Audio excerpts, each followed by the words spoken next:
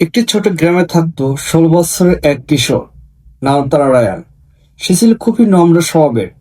মসজিদে নামাজ আদায় করতো নিয়মিত, কোরআন তিলাওয়াত করতো প্রতিদিন। তার মা তাকে সবসময় সতর্ক করতেন, বাবা, দুনিয়ায় অনেক ফাঁদ আছে, বিশেষ করে অশ্লীলতা। এটা শয়তানের সবচেয়ে বড় অস্ত্র। কোরআনে আল্লাহ তাআলা বলেছেন, তোমরা অশ্লীলতার কাছেও যেও না। এটা শুধু হারাম কাজকেই বোঝায় না, বরং সে পথে হাঁটাও নিষেধ।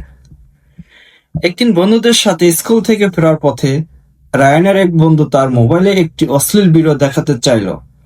রায়ান সঙ্গে সঙ্গে পিছিয়ে গেল, বলল, ভাই, আমি এসব দেখি না, এগুলো তো হারাম। বন্ধুরা তাকে নিয়ে হাসাহাসি করলো। কেউ বলল, তুই তো একেবারে বুড়ো হুজুরের মতো কথা বলিস। কিন্তু রায়ান মাথা নিচু করে চলে গেল। তার হৃদয়ে ছিল আল্লাহর ভয়। সে সে মাকে সব খুলে বলল। মা তাকে জড়িয়ে ধরে কাঁদতে লাগলেন।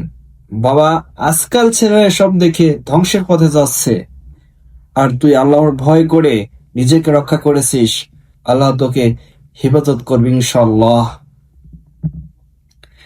এরপর থেকে সে আরো বেশি ইসলামিক বই পড়া শুরু করলো, কোরআনে আয়াত মুখস্থ করতে লাগলো। একদিন গ্রামের মসজিদের ইমাম সাহেব অসুস্থ হয়ে পড়লে রায়ানকে মসজিদে ছোটদের জন্য একটি হাদিস ক্লাস নেওয়ার দায়িত্ব দেওয়া হয়।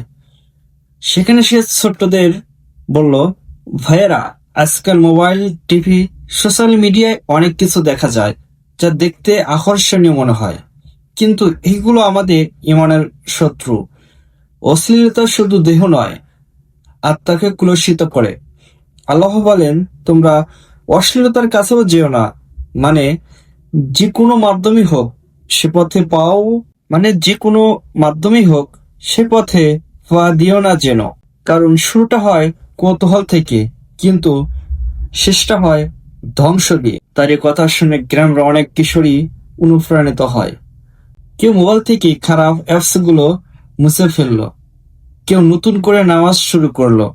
রায়ান বুঝে গিয়েছিল, সত্যিকারের পুরুষত্ব অন্যায়কে না বলা, চোখ নিচু রাখতে পারা।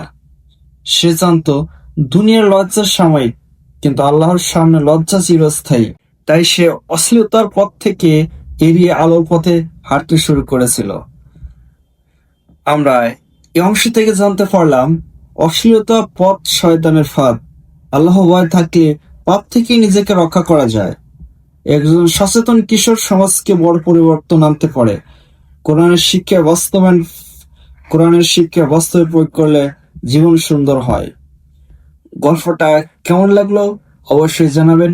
যদি ভালো লাগে চ্যানেলটি সাবস্ক্রাইব করবেন। সবসময় নুরাল বার্তার সাথে থাকবেন। সবাইকে অসংখ্য ধন্যবাদ। আল্লাহ হাফেজ।